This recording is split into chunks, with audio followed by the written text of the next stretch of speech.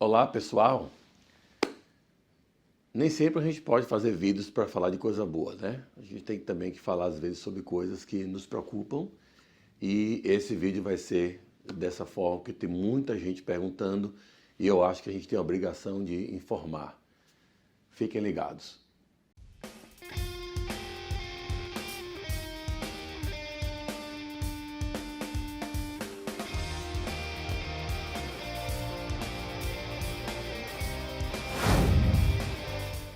Então, gente, tá havendo uma repetição muito grande de perguntas quando a gente faz uma live, quando a gente faz qualquer tipo de evento que a gente vai interagir com o público. Essas perguntas aparecem e nas consultas, quase todas as consultas, a gente tem a mesma pergunta de formas diferentes, né? Formas variadas, mas o mesmo contexto, a mesma pergunta, que é o que pode acontecer na administração Trump que pode impactar o meu processo. E alguns perguntam, será que vale a pena ainda eu tentar fazer um visto para imigrar para os Estados Unidos? Outros perguntam, será que o meu processo vai ser aprovado agora que a gente já deu entrada, mas o resultado vai sair durante a administração Trump? Então, essas perguntas são perguntas válidas. Qualquer pessoa que não estiver vivendo debaixo de uma pedra nos últimos anos, vão saber a retórica que o ex-presidente e agora presidente eleito sempre teve em relação a imigrantes. Tá? E aí você vai ver pessoas que às vezes defendem dizendo, não, mas isso é só com os imigrantes ilegais. Não é verdade. Vocês podem achar isso daí, mas não é verdade. Na primeira administração dele, dos 4 anos de 2017 a 2020, né, 17, 18, 19 e 20, nós vivenciamos aqui um número assim absurdo de ações executivas e ordens executivas e mudanças na política interna da imigração, do ICE, do CBP, do Departamento de Estado em relação a imigrantes. E eu realmente procurei, antes de fazer esse vídeo, eu procurei uma coisa positiva que foi feita, uma coisa que melhorou. Antes era de um jeito, agora passou a ser de outro. Melhorou para alguém, para os imigrantes ou para o país ou para a população. Eu não consegui encontrar nada. Aí você pode falar, separar crianças dos pais na fronteira para deter a imigração ilegal foi uma coisa boa para o país. Bom, se você acha que fazer esse tipo de coisa é uma coisa boa, então você vai ter achado aí uma coisa positiva que ele fez, tá? Se você achar que isso é indecente, que isso é imoral e isso impacta muito a vida das pessoas e inclusive mostra uma imagem ruim dos Estados Unidos. Se você acha isso, então essa ação que ele teve não foi uma ação positiva, tá? Mas eu tentei realmente encontrar alguma coisa que fosse de boa fé, pelo menos para olhar assim, foi de boa fé, foi para ajudar o sistema e tal. Eu não consigo. Eu tentei, eu revirei meus arquivos, vi aqui os alertas que eu recebia da AILA, né, American Immigration Law Association, né, que é aquela agência ali, que é a Associação Americana de Advogados de Imigração, e eu não consegui encontrar nada. Eu só consegui encontrar coisas contra imigração legal e ilegal, tá?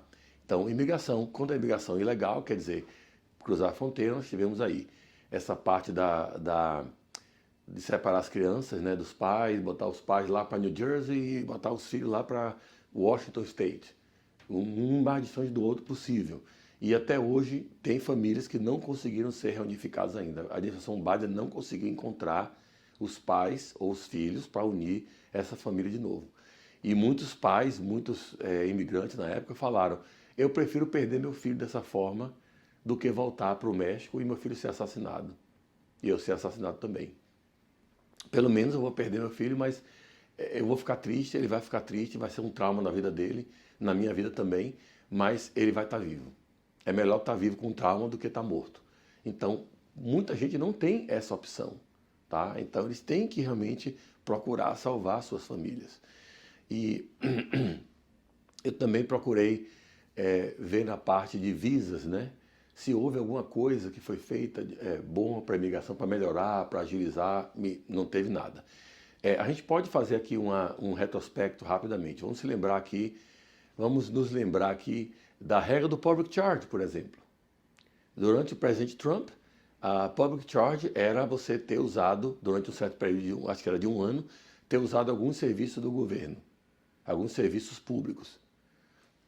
Na administração Biden, public charge se a administração achar que é mais provável do que não, que você vai viver primariamente de recursos públicos.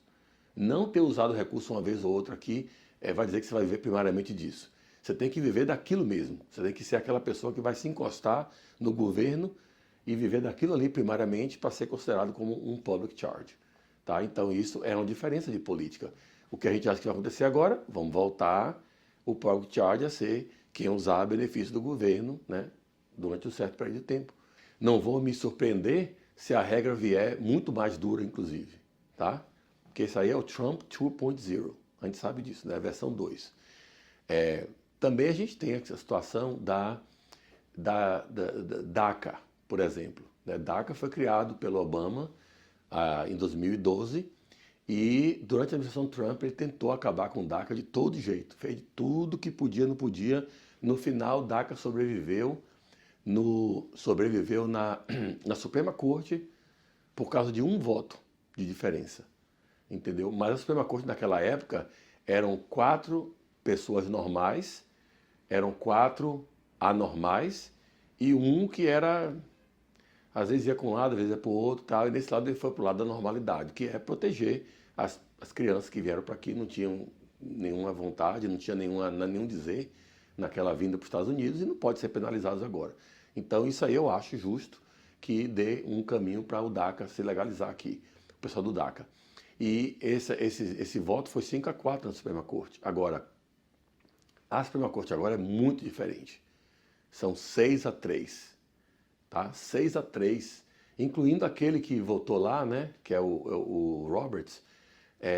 Eu não sei se ele vai agora, mesmo que ele até vote da mesma forma que ele votou no passado, agora nós temos aí 5 que tranquilamente derrubariam o DACA, tá? Então, eu não vou ficar surpreso se DACA deixar de existir no próximo termo, tá? Então, quer dizer, quem tiver já DACA pode continuar, dificilmente ele vai conseguir tirar de quem já tem, tá? Mas quem quiser aplicar, aplicações novas, não vão poder, tá? Talvez também queiram acabar com DACA de vez, até quem já tem, mas isso aí vai ter briga na corte, e vai para lá e vai para cá, e aí no caso vai ficar mesmo, como é que ficou, como aconteceu antes, vai ter litígio nas cortes federais, e vai acabar na Suprema Corte, talvez, e aí talvez o litígio leve muito tempo e passe os 4 anos e não chegue lá. Então, a gente não sabe o que vai acontecer, mas eu estou esperando que o DACA vai deixar de existir para novos aplicantes, pelo menos. Tá? Uma outra coisa também que pode ser impactada pela administração Trump é o TPS. TPS é uma designação que o governo faz que alguns países estão passando por uma situação econômica e social muito turbulenta ou um desastre natural, alguma coisa que é impossível para que as pessoas voltarem para os países. Então hoje nós temos aí Haiti, Venezuela, né, outros países, Nicarágua e tal, que qualificam para TPS, porque esses países foram designados com o TPS, para TPS. Então essa designação, inclusive a Venezuela, parece que acaba agora, se não me engano, em maio, posso estar enganado, pode ser em março ou maio.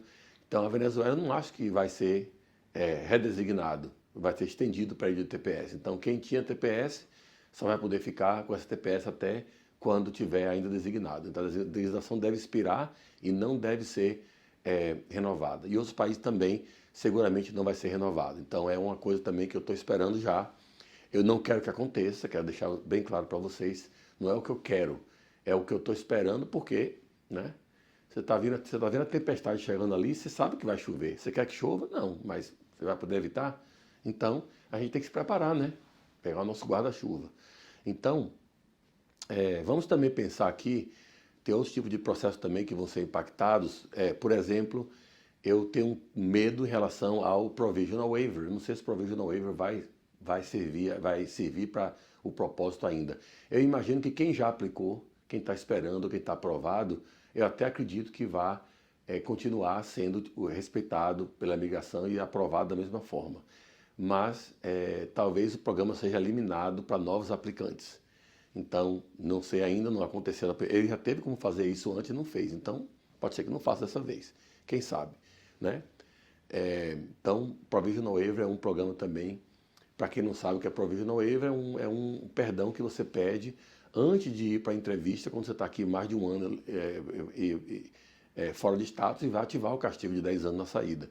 Então, você pede para ser perdoado antes de sair. E quando sai, já vai perdoado. Então não vai para lá para ver se vai ser perdoado para o seu país de origem fazer entrevista. No caso do brasileiro, vai para o Rio de Janeiro. Então você não vai lá fazer entrevista, você já vai perdoado.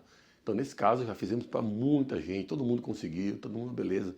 Mas eu não sei como é que vai estar esse programa agora na nova administração, tá? Também não vou ficar surpreso se isso acabar. Também eu imagino que vai voltar a entrevista mandatória.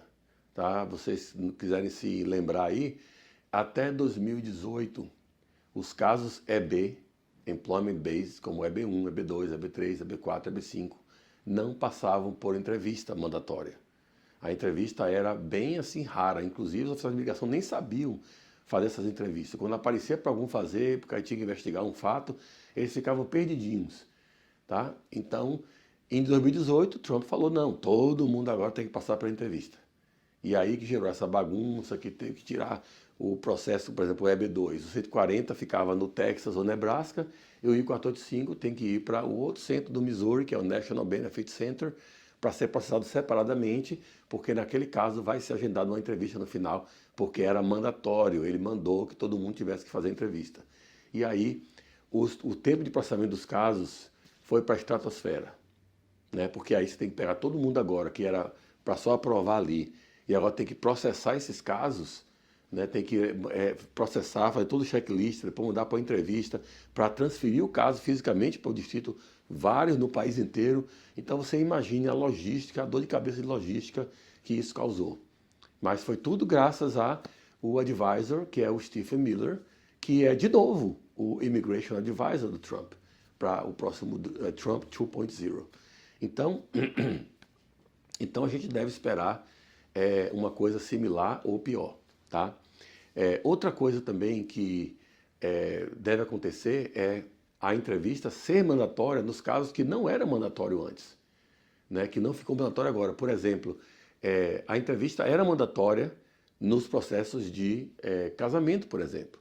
Era mandatório ter entrevista para ver se o casamento é verdadeiro ou falso. Daí a administração Biden falou, não há necessidade de fazer entrevista em alguns casos. Você está vendo que o casamento é de verdade, está vendo que não tem muito como fingir aquilo ali. Então são os casos que não tem red flag.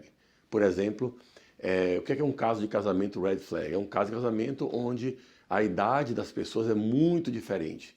Por exemplo, vamos supor que uma mulher de 60 anos se casa com um cara de 25 anos. Tudo bem, pode acontecer, o amor é livre, ama quem você quiser, ninguém está aqui para julgar ninguém. Mas você há de convir que um casamento como esse vai surgir uma certa suspeita. Esse é um caso red flag. Outro caso red flag é quando há uma disparidade muito grande do nível de educação das pessoas. Tipo assim, um americano só cumpriu high school e aquele imigrante ali tem mestrado, doutorado, tal. Outra vez, você pode amar quem você quiser, ninguém é daqui para julgar nada, mas é uma disparidade que pode gerar uma suspeita maior da imigração. Um outro caso também comum é quando você tem o nível econômico muito diferente. Por exemplo, o americano é muito pobre mesmo, às vezes homeless, né? Homeless aqui no estado de pobreza é outra coisa, mas conversa para um outro assunto aí, tomando uma cervejinha é outra coisa. Na verdade, eu quero falar que quando o americano é homeless, geralmente são pessoas que usam drogas, pessoas que têm, né, problemas mentais e tal. Então, aí se casa com uma pessoa que estava aqui com visto F1 ou estava fora de status, mas veio normal, sei lá, alguma coisa assim. E agora esse caso vai ter mais investigação porque está se vendo que normalmente aquelas pessoas não se conheceriam, não está no mesmo ciclo de amigos, círculo, de amigos que poderiam se encontrar de alguma forma e se conhecer e entrar num relacionamento. Então, embora possa acontecer isso, todo mundo é livre para amar quem quiser, em qualquer situação, mas esse caso vai ser mais investigado. Mas e os casos da pessoa que não tem nada disso? Não tem nenhum desses red flags. Por que tem entrevista? Muita gente tem até filho em comum, o casal. Então, já moram juntos há muito tempo, já têm uma vida em comum há muito tempo. Então, para que ter essa entrevista? Então, a gente vai ver que esses casos não estavam tendo entrevista, estavam acabando com 2, 3 meses em alguns casos, até com 45 dias acabou um caso aqui desse, mas não vai acontecer mais isso. Então, aí vai ter agora de volta a entrevista mandatória para todo mundo, mesmo que tenha filho com a pessoa, que vai ter que ver ainda se o casamento é falso ou não. Então, isso também é uma coisa que deve acontecer. De forma geral, também é possível que haja um endurecimento maior em relação a decisões discricionárias, por exemplo, em caso de waiver, em casos de algum benefício de deferred action, de ação deferida, ou então em caso de stay. Esses casos podem ser realmente analisados de forma mais fria e dura para o imigrante. Então, talvez o imigrante fique um pouco mais desfavorecido aí nessa situação. Outro caso também que a gente acha que vai ser impactado são os casos de asilo, tá? Asilo, vamos lembrar que no asilo o Attorney General é a pessoa que comanda o Departamento de Justiça, né? O Departamento de Justiça é que cria que controla as cortes de imigração. Então, eles criam algumas determinações, tipo, quase como se fosse um precedente. Eu não quero complicar muito aqui, mas eu vou falar assim, quase como se fosse um precedente, um fator reconhecido de que aquela situação ali qualifica para asilo como pertencente a um grupo social específico, tá? Por exemplo, pessoas que sofreram abuso doméstico, pessoas que sofreram esse tipo de coisa, né? Past persecution, de abuso doméstico, geralmente era reconhecido como asilo, mas o Attorney General, na época do Trump, quis tirar isso completamente.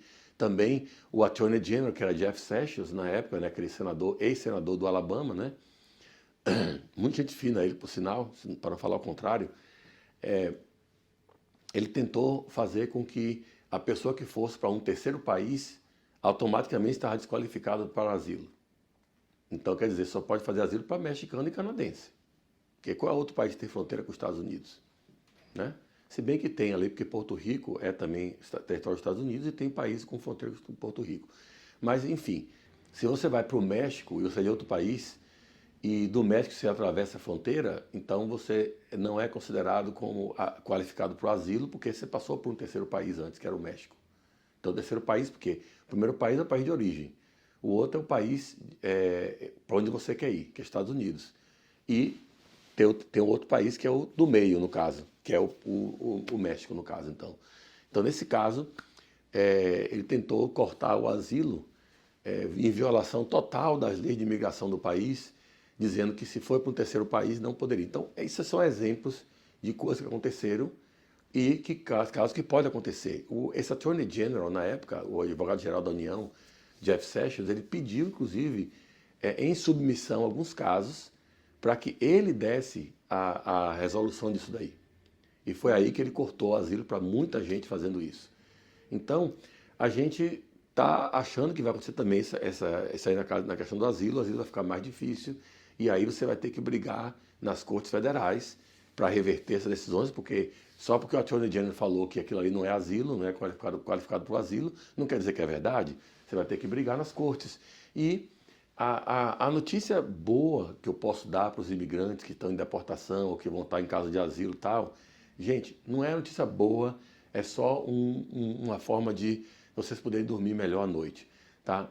Em um caso de asilo, como as cortes de imigração hoje têm 3 milhões de casos para 600 juízes no país inteiro, eu já fiz essa conta antes, eu não sou bom de matemática, mas já fiz a conta antes, dá 5 mil casos por juiz, mais ou menos. Né? Um juiz bom consegue fazer talvez uns 150, 200 casos por ano. Então você já viu que essa fila aí é fila para 15, 20 anos. Mas imagine entrando mais milhões de casos nessa corte de imigração. As audiências vão ser marcadas com 2, 3 anos, como estava quando o Trump assumiu o poder. Então a mesma coisa vai acontecer agora, com todo mundo sendo mandado para a corte, então a corte vai estar lotada de casos. Então quem está em deportação e não tem um caso forte para se defender, provavelmente você vai aguentar aqui os 4 anos que ele vai estar no poder e ele não pode entrar para um terceiro termo. Então ele vai ter que sair. E em 2029, quem for entrar, quem ganhar a eleição em 2028, seja democrata ou republicano, vai ter uma coisa muito mais humana, um approach muito mais humano em relação a isso. Tá? Toda essa situação que a gente está falando agora. Até porque vai ser provado nos próximos anos que essa política anti-imigrante não funciona. Tá? Nós vamos ver que não funcionou naqueles 4 anos e não vai funcionar nos próximos 4 anos. A gente vai ver isso aí e depois a gente vai ver como é que ficou a situação. Mas o melhor é saber que depois não vai poder entrar. Então quem entrar deve sensibilizar mais com o que passou e fazer a coisa ficar melhor. Né? Então, mesmo que seja até republicano, tá? Não estou falando que todo republicano também é contra a imigração, embora estatisticamente é o que tem acontecido no Congresso, nas votações, nas leis, tal. Se vocês acharem que eu estou errado, veja aí a lei que o Biden tentou fazer esse programa agora aí de deixar o parole in place para pessoas casadas com americanos que estavam aqui há mais de 10 anos, para poder fazer uma forma de pegar seu visto. E não tinha crime e tal. Então são pessoas que não são criminosas, estão casados com americanos, estão aqui há mais de 10 anos. O critério não é para todo mundo. Apenas 500 mil pessoas qualificariam para esse programa, foi estudado isso aí. E mesmo assim, o estado do Texas e mais outros estados acharam que iam ser bastante prejudicados se essas pessoas ganhassem o Green Card. E entraram com uma ação numa corte federal no Texas, que é uma corte ridícula lá, que dá tudo contra imigrante. E aí o governo Biden perdeu essa ação, obviamente, e o programa que começou a ser implementado foi dado uma liminar contra esse programa, foi parado e agora caiu de vez e não tem mais. Inclusive era até um dos banners que estava passando aqui. Aqui, Federal Court Order Ends Keeping Families Together. Então está aqui. Novembro 7, nós perdemos esse programa, tá? Então, isso aí é para vocês verem como as coisas vão acontecendo, para você ir fazendo sua cabeça, podendo estudando e tal, mas melhor para você se preparar para o que pode acontecer na administração Trump. Também achamos que vai ter bastante, não acho que vai ter deportação em massa, porque isso é impraticável. Ele está falando que vai fazer, mas é mais retórica de eleição. Tá? Mas na hora de fazer mesmo acontecer essa deportação em massa é impossível, não tem nem tempo para isso. Levaria mais de 10 anos ou 15 anos para fazer a deportação em massa, todo mundo está aqui no país ilegal. Então, o que seria aí se falar assim para você, não, mas vamos priorizar os criminosos. Pô, isso aí que a gente vê fazendo, o Obama já fez isso, a administração Biden fez isso, todo mundo priorizou os criminosos, até porque a lei fala que os criminosos não têm forma de se legalizar. Você tem um aggravated felony, você não tem forma de se legalizar. É um criminoso violento? Não tem jeito. Crime de violência é um grau de inadmissibilidade e de deportabilidade. Então a lei já proíbe legalizar pessoas criminosas. Então, agora, se você vai colocar em deportação todo mundo, ou vai deportar primeiro os criminosos, dando prioridade a usar os recursos do governo para deportar os perigosos primeiro, é uma questão de inteligência, na minha opinião. Tá? Mas, nessa agora, o que a gente vai ver tá, o que me leva a lembrar de outro programa também que ele implementou, bem prejudicial para os imigrantes. Por exemplo, se você aplicasse para mudar o status, entrou aqui como turista, quer mudar o status para estudante, ou aplicar para estender o status para ganhar mais 6 meses, e esse caso for negado, já receberia a cartinha para ir para a corte, a Notice to Appear. Por isso que a corte está cheia de processo hoje. E também, da mesma forma, se você tivesse como estudante e parasse de ir para a escola é obrigada a notificar o SEVES, e o SEVES notificaria a USCIS ou o ICE, e o ICE enviaria para você o Notice to Appear. Se tiver um caso de ajuste de status, I-485, e ele foi negado, Notice to Appear, para comparecer na corte. E vai enchendo a corte de processo. Então, isso deve acontecer novamente. Então, a gente sabe que os próximos 4 anos vão ser difíceis para os imigrantes. Tá? Mas a gente sabe que brigando e se defendendo na Corte Federal, tem cortes federais aí para ajudar. Eu fiz um vídeo explicando os lugares que a Corte Federal pode ser mais favorável para os imigrantes do que outras. Então, é bom você ver isso daí para saber como se proteger, como fazer um planejamento bom para os próximos 4 anos que não vão ser fáceis. Mas nós vamos lutar e vamos conseguir, e os Estados Unidos sempre vão ser um país grande. Tá? Espero ter gostado desse vídeo, gente, e nos vemos na próxima. Tchau, pessoal.